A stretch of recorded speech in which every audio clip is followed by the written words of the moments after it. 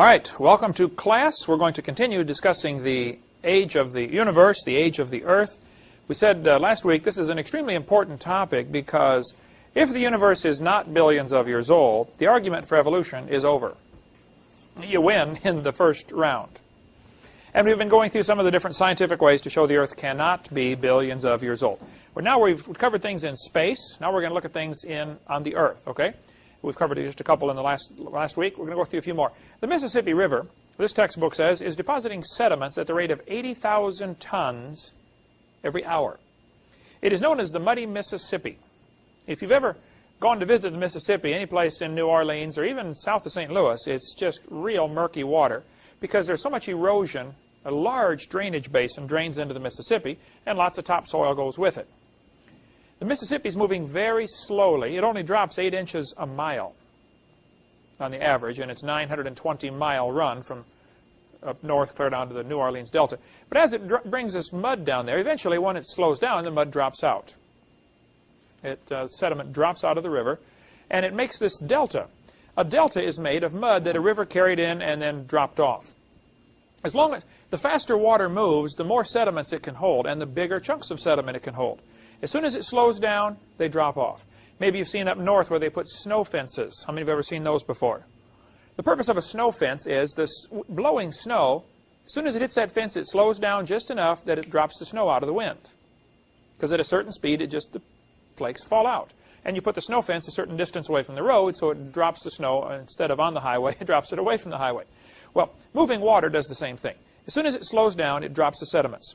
That's why you see sandbars at places where the river turns and bends. It drops the sediments out and makes sandbars right there in the bends of the river. Mississippi River is dropping all this sediment in New Orleans, and it's making this delta grow larger and larger. The sediment, or the mud, probably really starts up near Memphis, Tennessee. All the rest of it is filled in with sediments, clear down to Louisiana. Because it's all sediments, the whole state of Louisiana, or most of the state of Louisiana, is slowly sinking. Very difficult to build a highway and keep it strong across Louisiana. Drive over Highway 20 sometime and you'll see what I'm talking about. So every few years they got to repair it because it's on spongy ground. There just isn't a good way to build a solid highway. But this delta is growing larger. Estimates range from 10,000 to 30,000, so I picked a high number to be merciful to the evolutionists, to give them all the benefit of the doubt I can. The delta is certainly less than 30,000 years old. The Mississippi changes course all the time. It used to, till the town of New Orleans became so dependent on the Mississippi. It's trying to change course again. Mississippi is trying very hard to bypass the town of New Orleans, and so the Army Corps of Engineers and all sorts of smart people have been out there trying to figure out how to keep the river in this channel, because it doesn't want to stay there. Maybe you've seen projects and stuff on the news about that. But they're fighting desperately, spending millions of dollars to keep it where it is. Because if that section of the Mississippi dried up, well, the whole town of New Orleans loses a lot of industry, because now their boats can't go, and it all goes back to money. But the delta is about 30,000 years or less. So the obvious question would be, if the Earth is billions of years old, why isn't the whole Gulf of Mexico full of mud? Now, the evolutionist will say, well, it's 30,000 years. That proves the Bible is wrong, because the Bible says 6,000 years. Now, if you look through typical secular textbooks, they will say there was an ice age 10,000 years ago, and there was an ice age 30,000 years ago, and there was an ice age 100,000 years ago.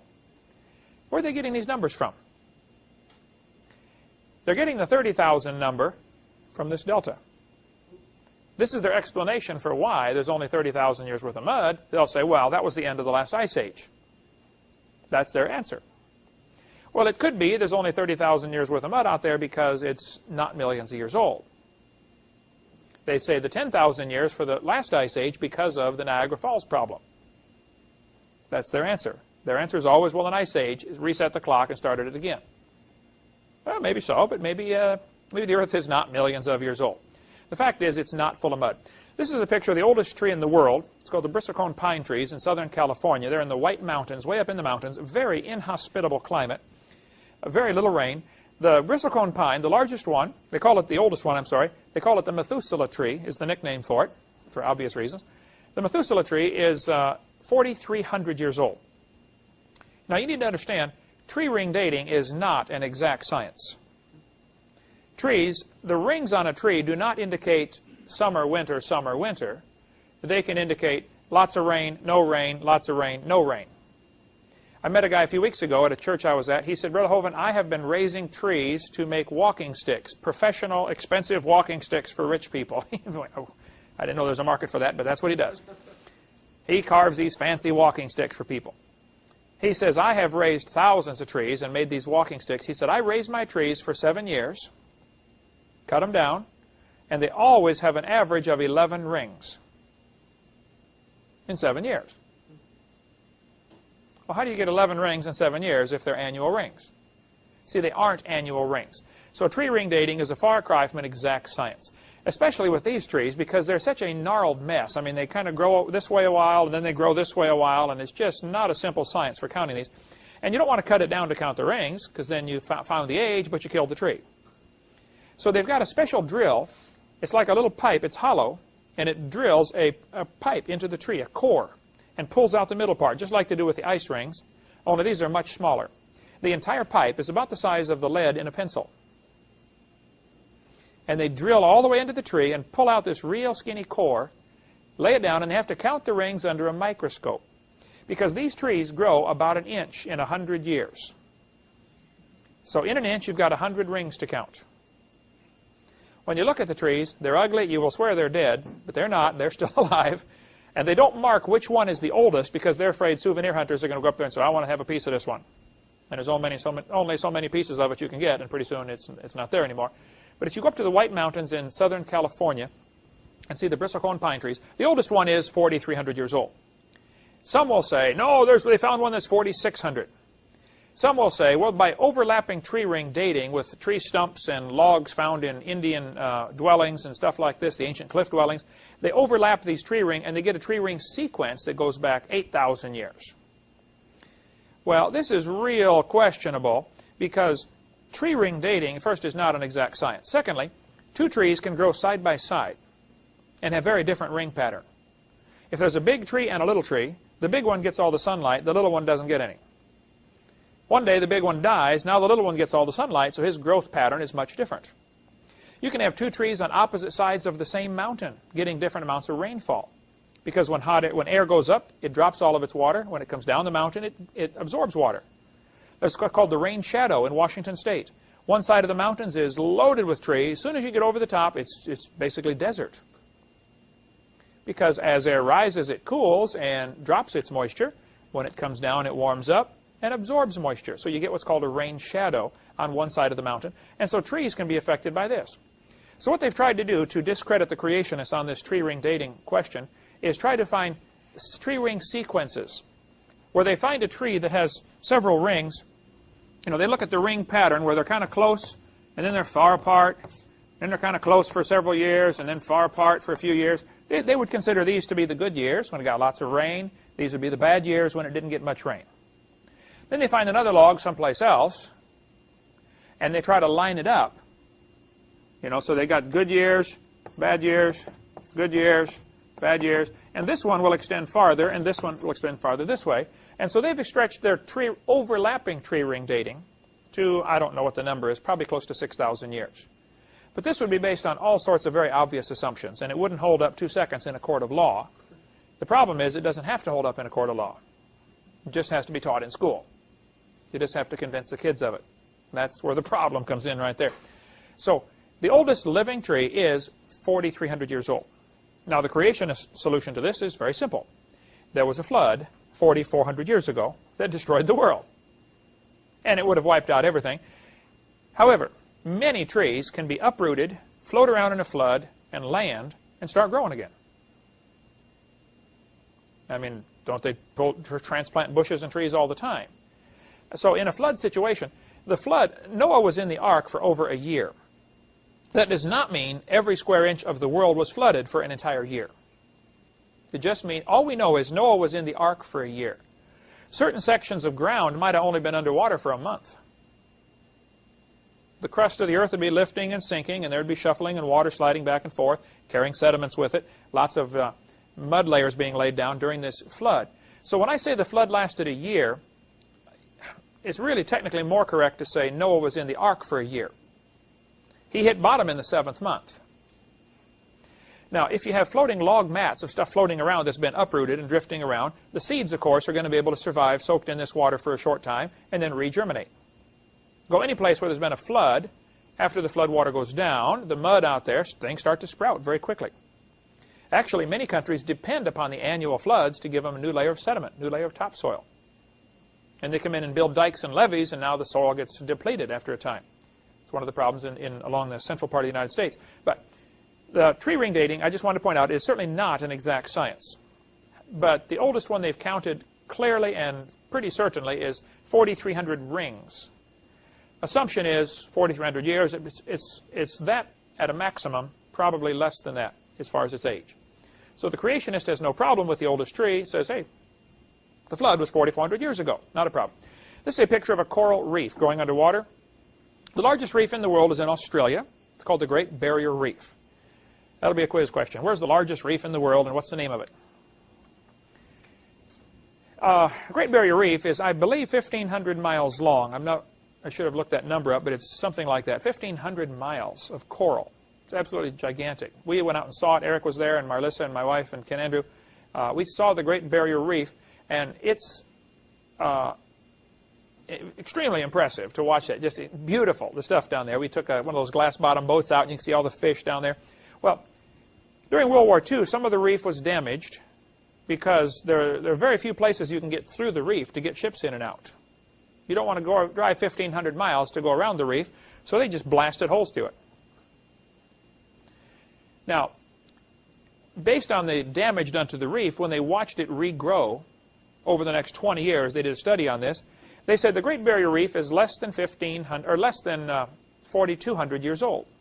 There's a great article in Creation magazine dealing with this. One of their figures they come up with was 3,700 years. This is the new Creation magazine, but if you want some fascinating reading, it's like $22 a year to get Creation magazine. It's through Ken Ham's ministry up in Florence, Kentucky, south of Cincinnati. The article in Creation magazine is in volume 8, number 1, on page 6. It was an older issue.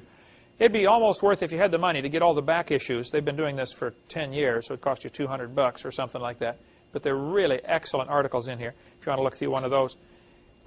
Probably, if I could only afford a couple of things to subscribe to, I would subscribe to Creation magazine. I can give you their number if you want to write it down. It's 800-350-3232.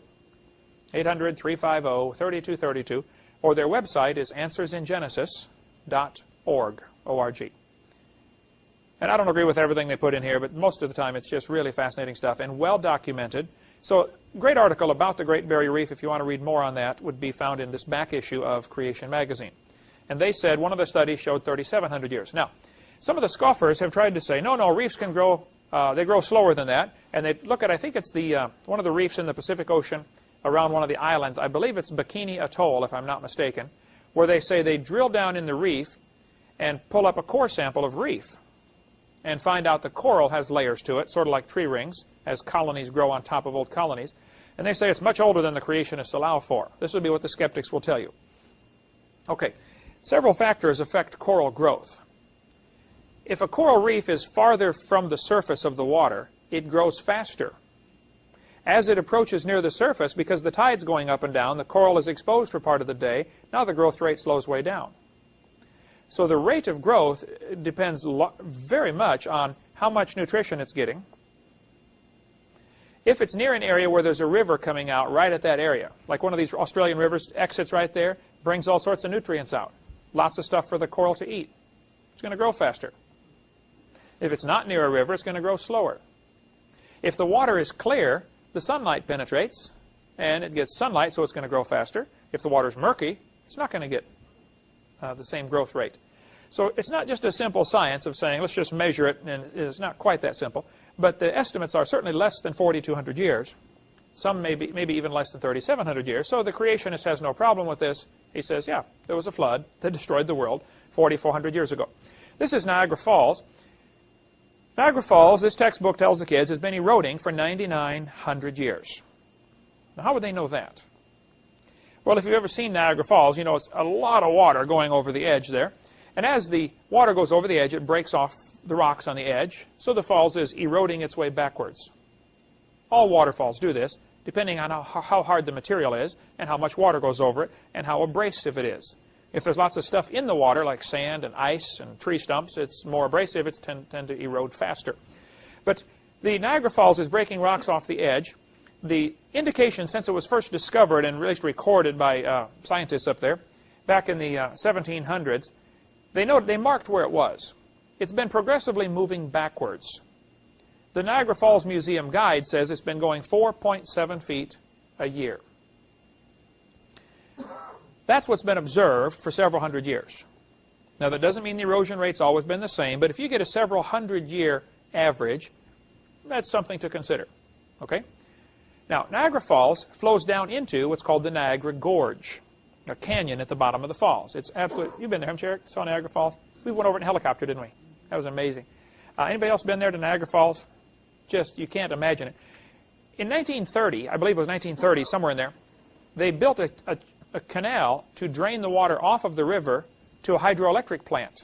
So the water has to flow through their turbines as it falls to produce electricity. Which means much or even sometimes all of the water can be channeled away and they dry up the waterfall, which stops erosion. But up until 1930, it was eroding 4.7 feet a year. Since then, it's eroded slower because they're diverting much water for hydroelectric power. They usually turn on the falls during tourist season, and for the rest of the year, they basically almost shut them down.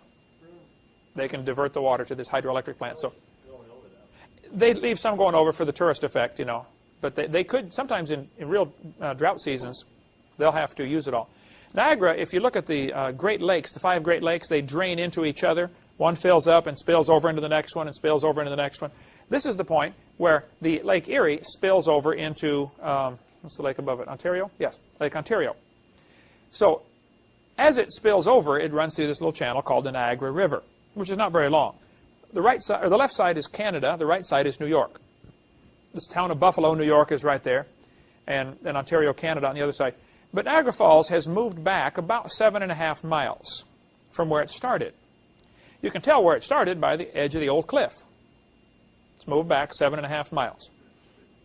Now, the textbook here says it's been eroding for 9,900 years. Well, they get that number from taking, 7.5 miles divided by how fast it's moving back.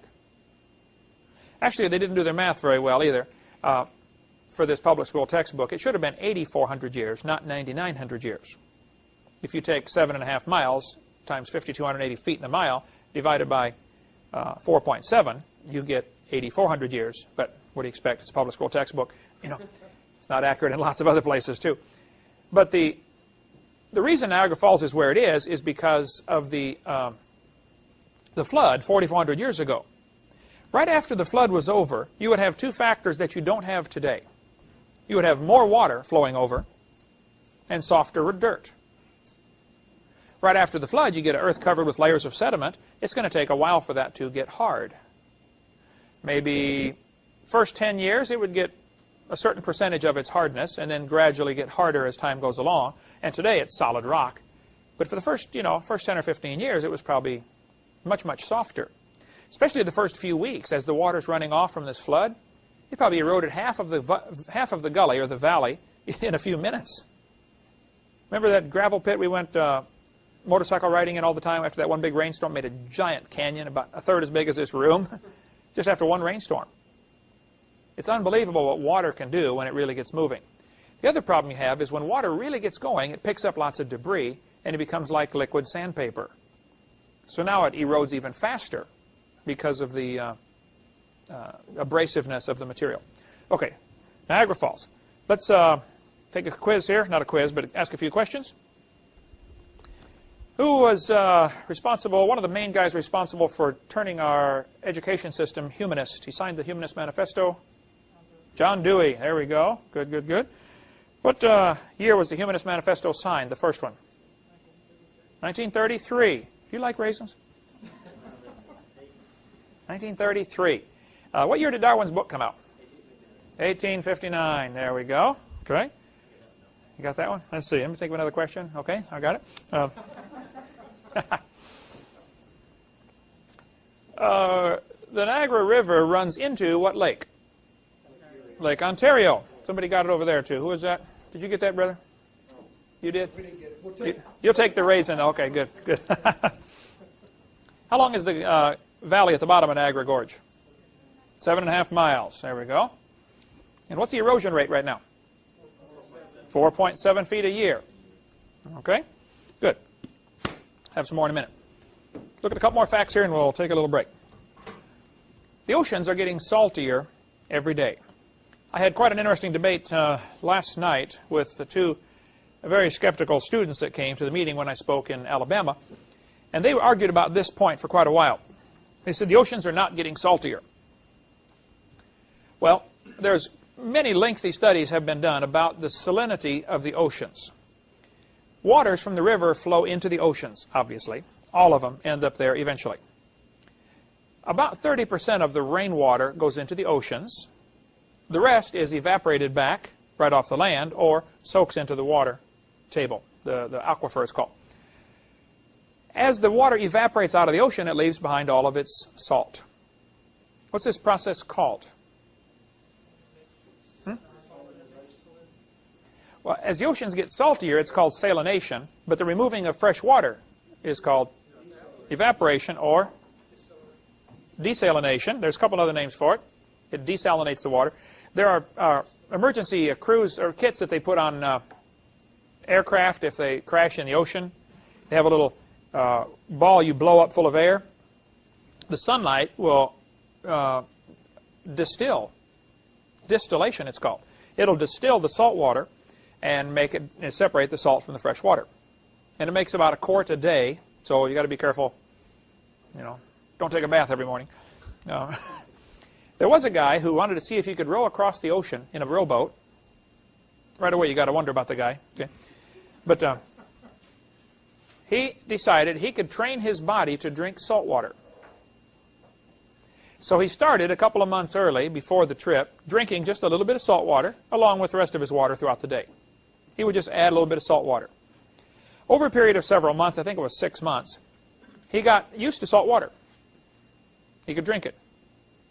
What happens typically when people get out in the ocean and they're dying of thirst, they will wait until they're just about to die, and then they stick their head overboard and start drinking salt water, which makes them get sick and vomit, so they lose more fluids, and they end up dying of dehydration in the middle of water. You know, the Navy had an expression, water, water everywhere, not a drop to drink. Right.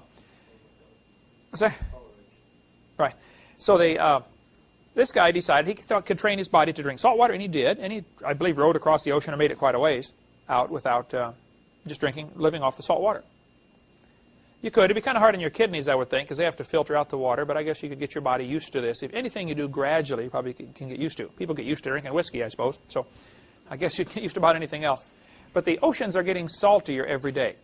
Now, there's many different salts that go into the ocean.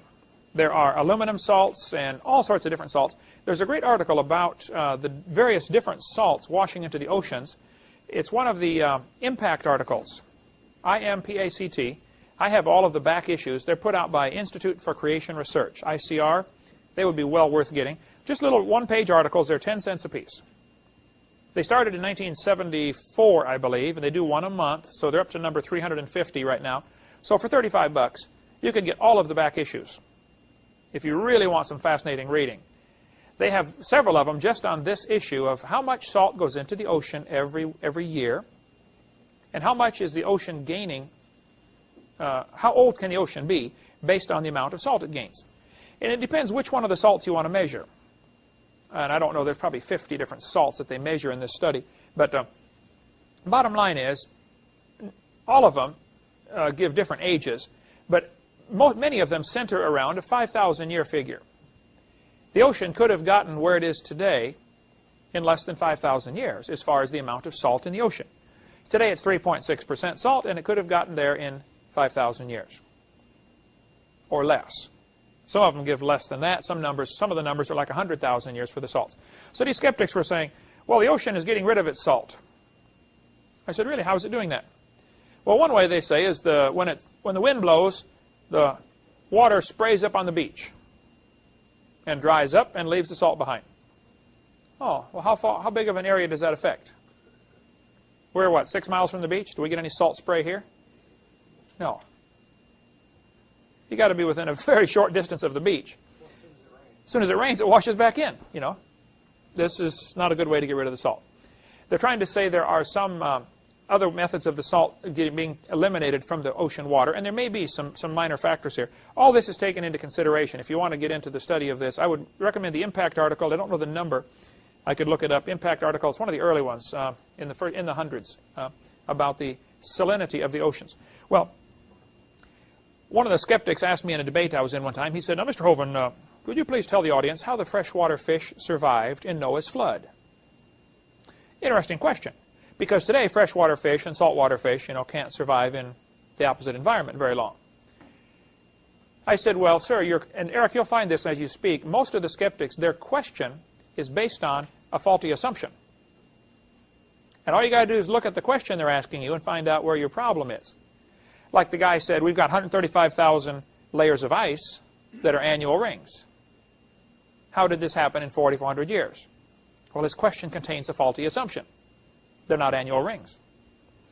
So this guy said, how did the freshwater fish survive in the flood? I said, well, sir, you're assuming the flood was salt water. I mean, isn't that an obvious assumption in his question?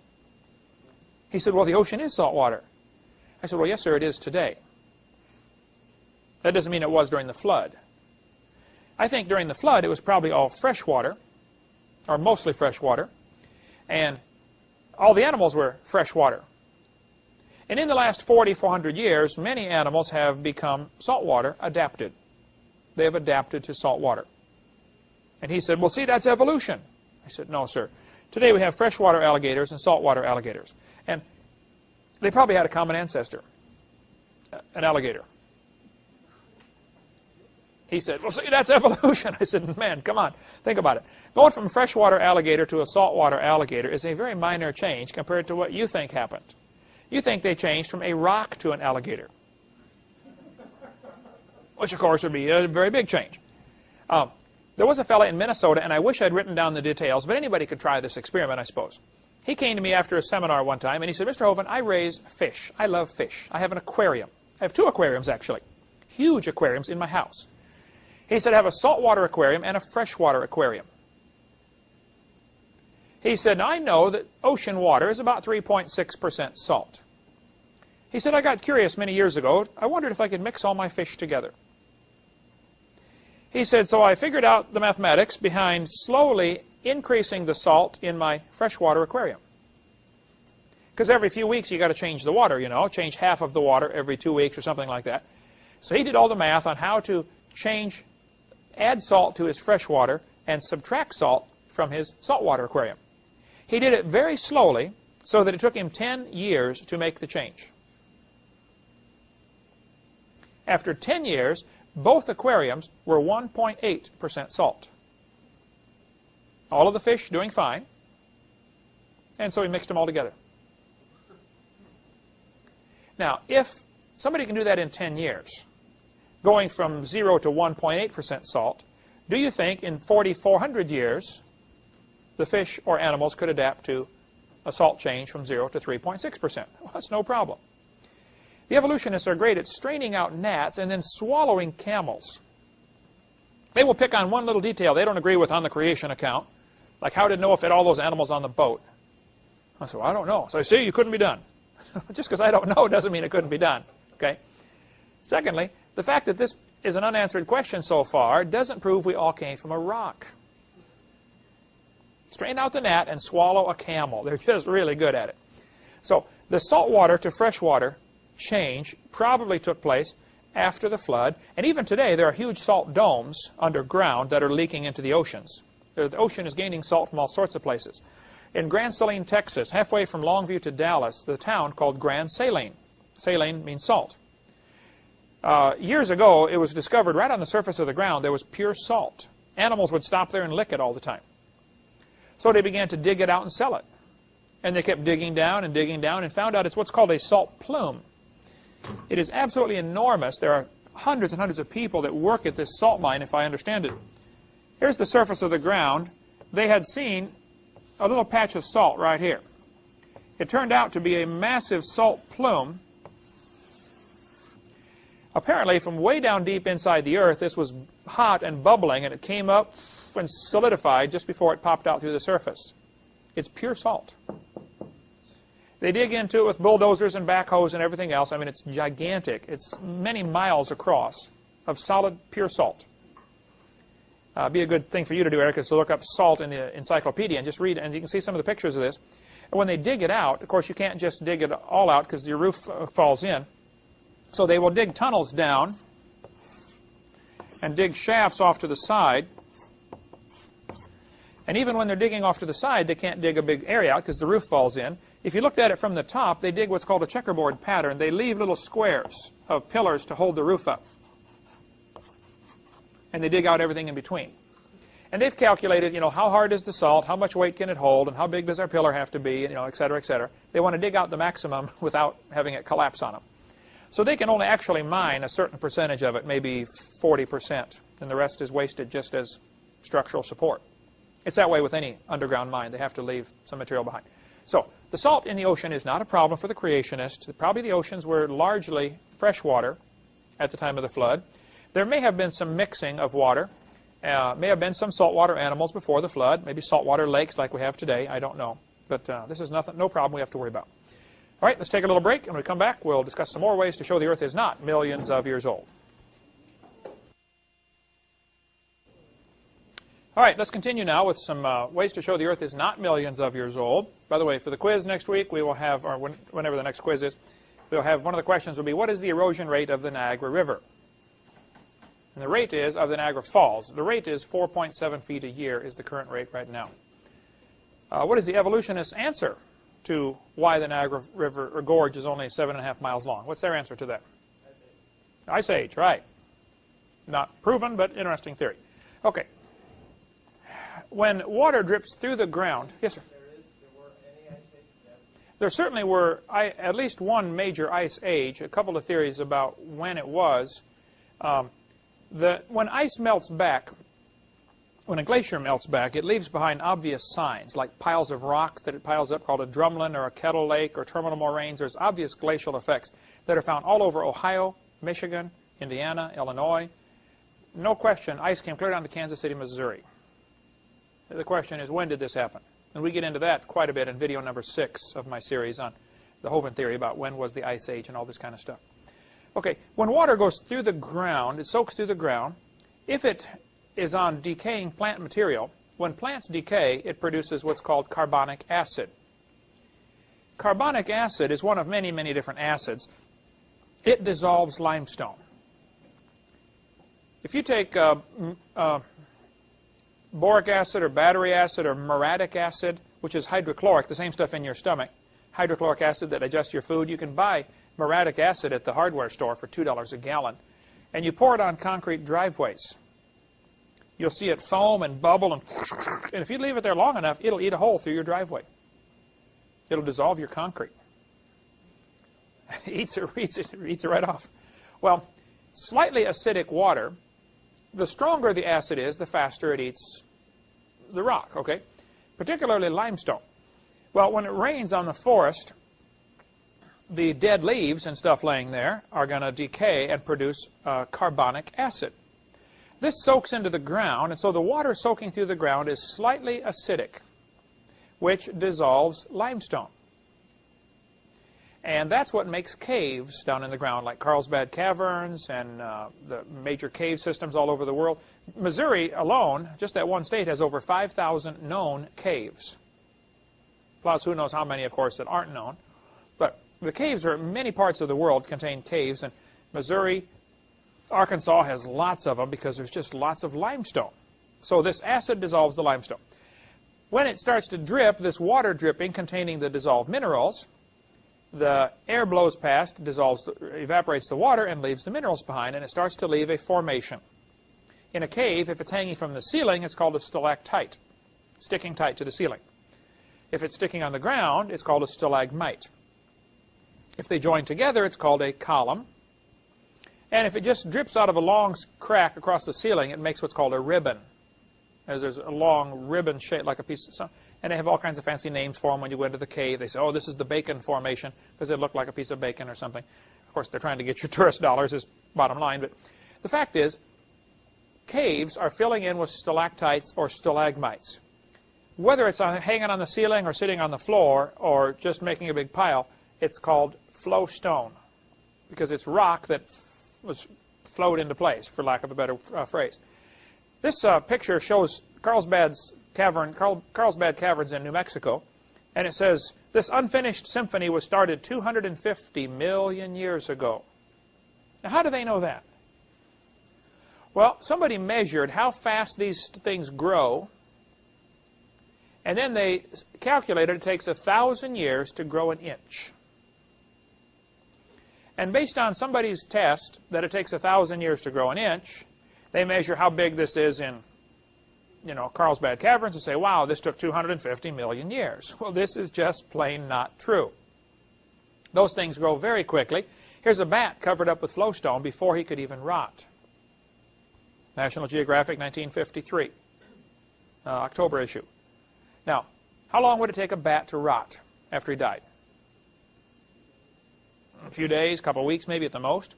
In a cave where it's, dark and cool, he may last longer, maybe a month. But something else is going to eat him, right? Certainly not millions of years. We could agree with that, right? The decay rate may vary greatly depending on lots of factors, but it's certainly not millions of years. Most caves are about 55 degrees. Summer and winter, doesn't matter. It's about 55 degrees down in a cave. So the bat's not going to be refrigerated. It's not like a refrigerator. It is chilly, but it's not below freezing. This bat covered up with the flow stone indicates it certainly did not take thousands of years for this to happen. Under the Lincoln Memorial, down in the basement of the Lincoln Memorial, there are stalactites. Now, this picture was taken back in the 60s. These are 50-inch long stalactites called a soda straw stalactite. Very long, skinny stalactite. Over time, it'll get longer and fatter. It'll thicken up. Now, the Lincoln Memorial was finished in 1922. This picture was taken about 1960-something. So in 40 years, you get a 50-inch long stalactite. So tell me, do they grow an inch every 1,000 years? No. Something is wrong with their calculations, right? This is from Fort Pickens. If you go down to Fort Pickens, they've got the old Confederate fort made out of brick. Then they've got the newer fort, which is also fenced off because it was built for World War I believe. It's all concrete and steel, but the steel is all rusting, so they've got that part fenced off. How many know what I'm talking about out there? The new Fort Pickens that you can't even get in. If you can get a guide to take you in there, unlock the gate, and go into the Fort Pickens that was built for World War... Does anybody know, was it World War I or World War II? The part that's fenced off. I don't remember either, but I heard it one time. World War I, coastal batteries? Okay. In there, all over inside this fort, the old part of the fort, which has not been used, not even open to the public for many years because it's unsafe, with everything falling apart in there, there are stalactites. One guy told me he went in there and saw off the electrical conduit boxes 16-inch stalactites. I sent a friend of mine in there some years ago, and he went down, talked to the guide, got permission to go in. He found some 2-inch stalactites growing off a refrigeration shed. Now, they say it takes 1,000 years to grow an inch. I would say this is indication they are not correct, right? This mine was closed down in Australia. 55 years later, they decided to go in and check out the old mine and see what's going on in there. And when they close down a mine, they usually seal the doors shut with concrete and everything because you don't want kids wandering around in there. What would be unsafe about an old mine? Yeah, they support. While they're digging in there, they prop everything up with wood. After they leave, what's going to happen to the wood? What's the purpose of the wood being there? To hold the ceiling up. Now it's rotted, so what's going to happen? There's a good chance your ceiling's going to fall down. Plus, many mines, gas develops in them. The old miners used to have canaries. They would carry a canary with them. Now they have special lanterns on their hat. If they get into certain areas of certain kinds of gas, a beeper goes off, an alarm goes off. I toured a coal mine in Birmingham. They have the biggest fan I've ever seen. I would say the fan blade probably was 20 feet across. run by a turbine engine, or no, a jet engine running this big thing, I believe it was. It was incredible. All it was doing, they dig a tunnel down to get to the coal. They dig another tunnel up out of the coal and mount a huge box over it with this big fan in it blowing out. So it's sucking air through the coal mine all the time they're down there digging, so they don't get a gas buildup. If you ever get a chance to see one of those, it's just incredible, the money they have to spend just to be able to keep the gas out, because mines build up gas. Anyway, they closed down this mine. They went to check it out 55 years later. This picture from Creation Magazine, 1998, 1998, March to May issue, shows what happened inside that coal mine in 55 years. Now, not a coal mine, inside this mine. I don't know if it was a coal mine or a lead mine or what they were mining in that one. Lead mine, okay. This is in Australia. There are two people inside that circle, to give you an indication. Now, if you did not know anything about when this mine was dug, and you walked in and saw these huge flowstone formations every place, to the typical evolutionist, they would assume this is millions of years old, when we know it's not. A couple of years ago, when Eric graduated from college in Wyoming, on the way back from Bible college where he went, we stopped in Thermopolis, Wyoming, right in the middle of the state. Thermo means heat. This is called Thermopolis because there are hot springs that bubble up out of the ground. We stopped and saw the Teepee Fountain. In 1903, a guy had a mineral spring on his property, so he stuck a pipe in it, made the water bubble out the pipe. I didn't get to see the size of the pipe, but I would guess it's probably about a 4 or 6 inch diameter pipe. The water came up at the top of the pipe and ran down the sides. As it ran down, it evaporated, some of it, leaving behind a mineral deposit. You get these under your sink. How many have seen where your sink is dripping, you get the mineral deposits build up there, okay, or the bathtub drips? Well, the guy died, and the pipe has been in his yard now for 97 years. Here's a picture of me standing next to it after 97 years. That would take some lime away, wouldn't it, to dissolve that? Now, they're going to tell you these formations take millions of years to form, and the simple fact is that's just not true. Under the right conditions, they can form very quickly. So don't let anybody tell you it takes millions of years. At the current erosion rate, the mud slides off the mountains, or it washes out down into the ocean. Eventually, it ends up from the top on the bottom. We have landslides, mudslides, ground creep. In California, when we lived out there are huge areas of California they don't allow you to build a house, because when the ground gets full of water, it all slides down. The whole mountainside slides down, or just slowly creeps down. And you can see evidence of this all over the place. They put telephone poles in, and a couple of years later the pole is leaning, and pretty soon you know it's laying flat on the ground, because the ground is sliding down. And it wouldn't be safe to build there. So we have landslides, mass wasting, ground creep, avalanches. Does the ground ever fall up? No, it's always down, right? So at the current rate of erosion, estimates are the continents will erode flat in 14 million years. I don't know that the number is accurate, but the concept is certainly right. The book In the Beginning by Walt Brown has great information on erosion rate of the continents, if you want to get more on that. Now here they're going to tell us we've got fossils that are 600 million years old. Well, that's 300 times older. They should have washed out to sea 300 times. It's a fact the mountains are eroding flat. They're going to erode away. So the evolutionist answer to this is, yeah, but mountains are lifting up all the time. Okay. But if your mountain is lifting up, at the same time the dirt's washing off, any fossils more than 14 million years old are going to be washed out to sea. So how can you have fossils more than 14 million years old? Any place in the world. They should have washed out to sea. And yet they'll say they're hundreds of times older than that. I'm just pointing out this doesn't fit with the erosion rate. Okay, a couple of more facts here on the age of the Earth, and we'll go on to a totally new subject next week. The first fully developed systems of word writing appeared only about 5,000 years ago, according to World Book Encyclopedia. Well, now that's interesting. If the oldest written language is 5,000 years old, according to them, and the oldest languages are sophisticated and complete and very modern, just even more vocabulary than we have today, Older languages often are richer and have more descriptive words. Like the Inuit Indians have, 42 or 43 different words for snow. The Greeks have many different words for love. We only have one. I love pizza, I love my dog, I love my wife, I love my country. Well, those are obviously different kinds of love. We've only got one word, they have many different words.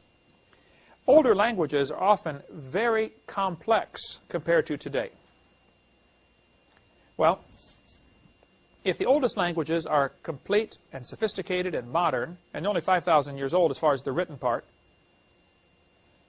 a great question I've asked evolutionists and I've never gotten an answer for it is, can you please explain to me how languages evolved from grunts and groans like animals have to sentences that portray thought? We can give somebody a concept. The sky is blue. What kind of a grunt would you have to tell an animal to do to explain to his brother or sister the sky is blue? They don't have any verbal communication like that. They don't portray thoughts and concepts like we do. And they don't preserve this knowledge and write it down for the next generation. The difference between the barks and grunts and groans and squeals of animals and language is a gigantic gap that cannot be bridged. Nobody has ever come up with a solution for how languages evolved. The simplest answer is God created Adam, fully formed. He could walk, talk, name the animals, and get married first day. It was a mature creation. And then the languages were confused at the Tower of Babel about 100 years or so after the flood, maybe 150 years, when everybody got confused into different languages. This was all done by the Lord. It had to just be miraculous as best I can figure out. But even still, all languages of the world have similar thought processes. They will have nouns to describe objects, and then they have adjectives. Noun to name the object, and adjective to describe it. Isn't it interesting that all languages have that same thinking process? You speak Russian, Ukrainian, and English. And if you think about it, your thought process in each one is similar. Now in Spanish, they put the adjective after the noun. See the tree? Big, green, and beautiful? We would say, see the big, green, beautiful tree. They put the adjectives after the noun, but still, it's the same idea. You're describing a word with other words.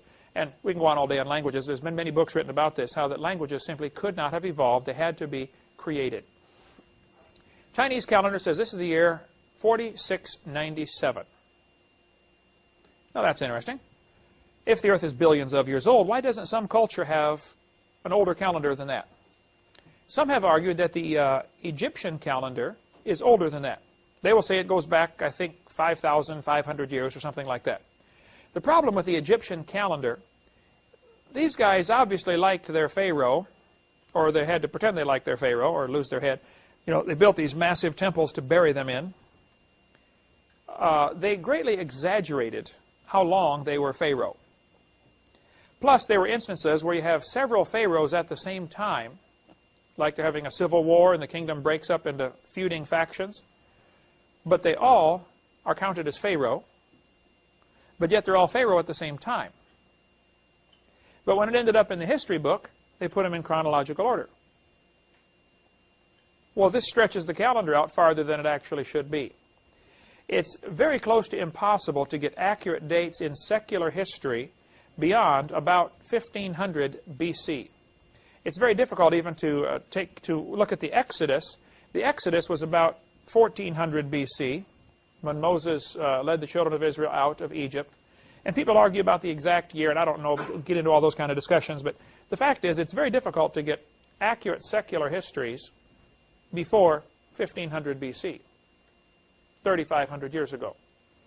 So there certainly is no proof from secular history or from written language that there's anything more than 4,400 years old, except some of these exaggerated calendars like the Egyptian calendar, which stretches things out. Civilizations, the first really world empire was Nebuchadnezzar, king of Babylon. That's 600 BC. Don't you think if man had been here for 3 million years, somebody would try to set up an empire before that? Isn't that interesting that you have your first world empire in 600 BC with Nebuchadnezzar, king of Babylon? The books today, I tell my folks, I'm very concerned. They're no longer really books about science. They're actually books about evolution. It seems like somebody wants to use our school system to teach their philosophy to the next generation. I think I know why. We'll get into lots more of this later. But our founding fathers in this country had a slogan: life, liberty, and pursuit of happiness. Now, what on earth is that? Define that, please. You know, really, it's tough to put a picture to that. The real original slogan was life, liberty, and property. The ownership and control of your property. That's essential to freedom. But they said, we hold these truths to be self-evident, that all men are created equal. They are endowed by their Creator with certain unalienable rights. Rights that you can't put a lien against. For instance, do you have the right to breathe? Where does this right come from? From God, right? Do you have to get a permit to do that? No. Do you have the right to get married? Who gives the authority to get married? God does. About 100 years ago, some people got tricked into getting state permission to do something God already said they could do. And there was no such thing as a marriage license until about 100 years ago. And most people don't realize that a marriage license is a contract between you and your husband or wife and the state. You don't have to get a marriage license. Now, if you want to get one, they'll be glad to sell it to you. But you don't have to get one. But our founding fathers had a totally different philosophy. They thought that rights came from God, and they're unalienable. You can't put a lien against them. Now, if you get a bunch of folks together who believe that, they don't make good slaves. They're going to throw the tea in the harbor and rebel against King George, eventually. So, suppose you and a few hundred of your super-rich gazillionaires decided you're going to have meetings a couple times a year and discuss how can we control the entire world. We would like to have us, the smart guys, be the rulers of the world, and everybody else be our rice farmers, our slaves. Now, in Egypt, when Joseph became the ruler of Egypt, what percentage of the profits did he take away from the people? Anybody remember? What was their tax in Egypt? 1/5. That's 20%. You know how much of your income goes to taxes in America today? 45 to 50%. The slaves in Egypt were better off than we are, weren't they? They only took 1/5. Throughout the Scriptures, you see that where 10% belongs to God and 10% or 20% max would go to the government. You got to have taxes for certain things. I understand all that, and I pay lots of taxes, okay? But we have gone crazy in this country because a super rich club of real smart guys have been meeting for years trying to develop a system of controlling the world's finances. And one of the key ingredients in getting a one-world government, which the Bible prophesies will come, one of the key ingredients is you have to get people believing there is no creator. They have to think rights come from the government. And probably most of us in this room, believe it or not, already have an awful lot of that philosophy built into us. When you go to get married, you think, oh, I got to go get a marriage license. Now, why do we think that? When a baby's born, you think, I got to get a birth certificate. Why would you think something like that? It is important to recognize that the right to claim marriage on your tax form is created by the government, and so a license is necessary for that. The right to claim your kids to government for the taxes. Now, you can argue the taxes. Understand, right. But once you buy into the tax process, it's like you don't need a driver's license to drive a car, but you do on roads that are basically built by the government. This opens up a whole can of worms of who gives authority to do what, and what are you going to buy into. If you want to use the Federal Reserve System's money, I mean, if you want to use their money and use their banks, see, that's not real money. This is paper, okay? So if you decide you want to use their system, then you have to buy into lots of things. If you want to get a loan at the bank, they may say, well, we require 2 years of tax returns. There's no law that says that. That's a bank policy. And the banks are an arm of the International Monetary Fund, and it all ties together in a very complex web called the Matrix. If you saw the movie The Matrix, that's what they're talking about, this complex web. And if you want to take the blue pill, you can just wake up in bed and just, go back to La La Land. But if you want to take the red pill and really understand it, we've got a video we've produced here called The Straw Man, which goes off into this topic and deals with lots of this, of how you can live just fine in this world without all their strings attached. I've been doing it for a long time. You have to watch which way you walk once in a while and be careful because they're always trying to trap you back into the system, into the matrix, but it can certainly be done. We don't advertise the video, but if you want to get it, it's in our, Heidi can get you one, $10 for the video. When you're done, you return it, get your money back. If you want to study this topic, it's a fascinating subject, field of research. But our founding fathers would never have thought about getting a permit to build a building on their property. Their philosophy was, that's my property. I don't have to get your permission to do anything on my property. I mean, that's just the mentality they had. The Revolutionary War, one of the key ingredients was the Boston Tea Party, which was over a tax on the tea, and I believe it was 1% tax. Something like that. It's nothing. And we've gone nuts. But I think one of the major plans toward a new world order that Satan has is eliminating the belief in a creator. And evolution is the great way to do that. And so early in the 1800s, they came up with a plan of how to control the world. The Illuminati did this back in 1776, even with Adam Weishaupt, and there have been modifications to the plan for several hundred years. And the group members changed, but the group itself has kept a consistent goal of world dominance through control of the currency. Right now, none of you have any money. You have a Federal Reserve note, which is not money. That's an IOU to the government. And silver and gold is real money, and we don't have any or much of that for sure. Long story. But I believe education was, first of all, public education was called for and planned as part of this major plan toward a one-world government. They said, we're going to get a public education system, then we will secularize it, eliminate God, sanitize it of any mention of God, and teach the kids a philosophy that says, your right to breathe, and your right to work, and your right to drive, and your right to get married comes from the government.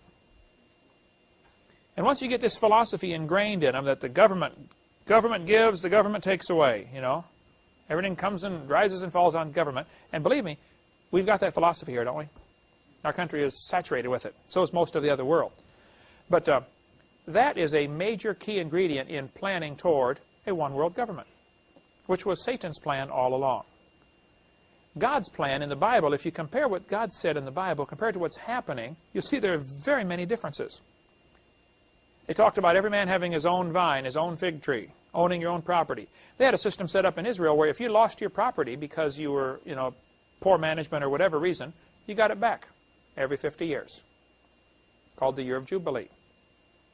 Ownership of property is essential. And I think we've lost some of this basic philosophy of what does the Bible say versus what's happening around us.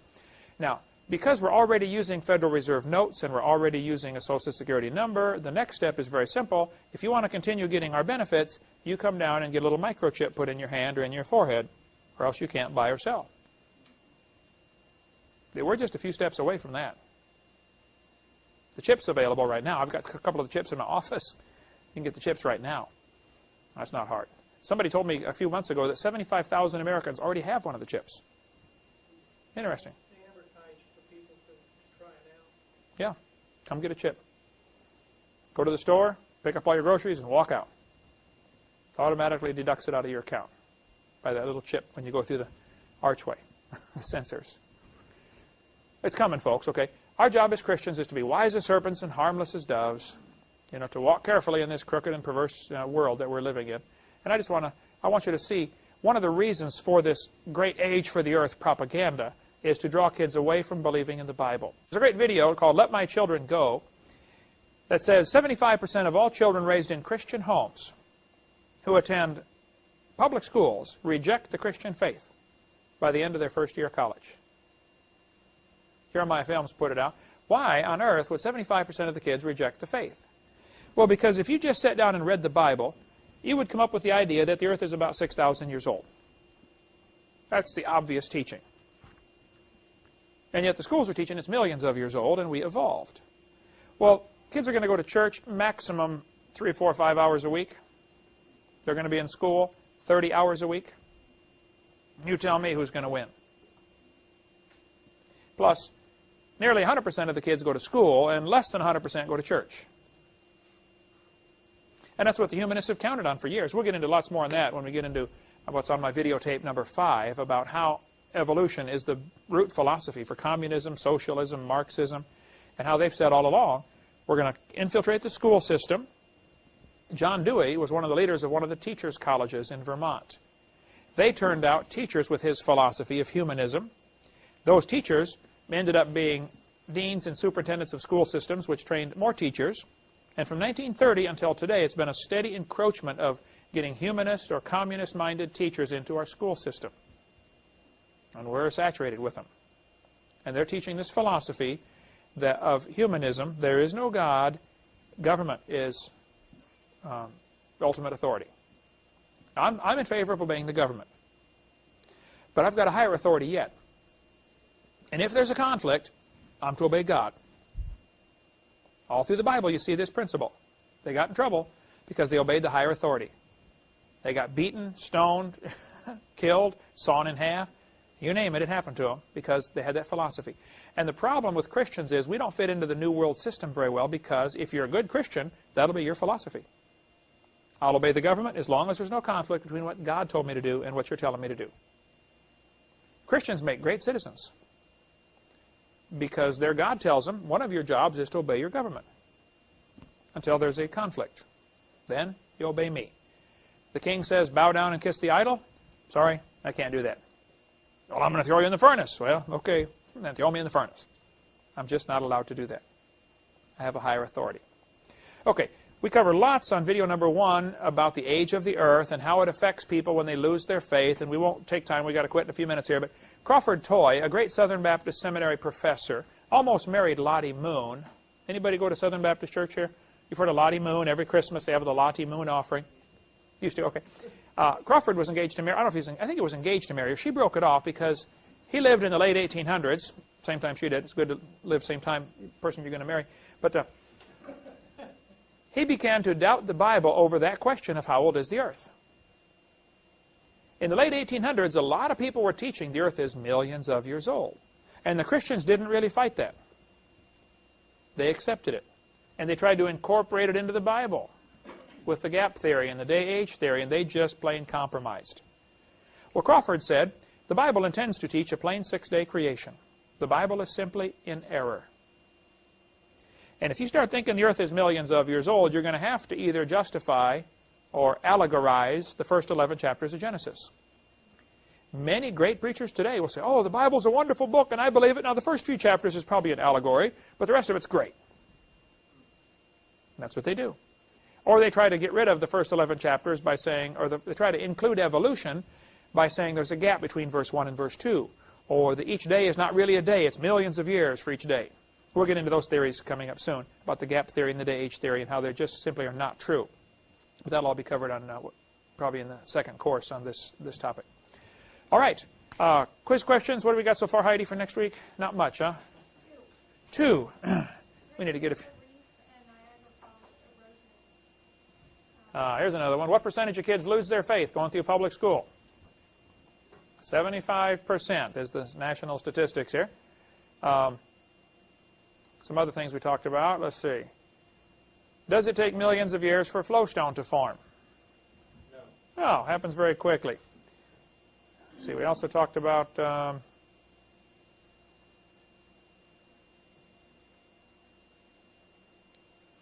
what is the percentage of salt in the ocean right now? 3.6%. Right. And Niagara Falls erosion rate. There we go. Well, that'll be enough. We'll have some more bonus questions on there from things we've covered, but that'll be enough for quiz questions. Thank you so much. We'll see you in next meeting.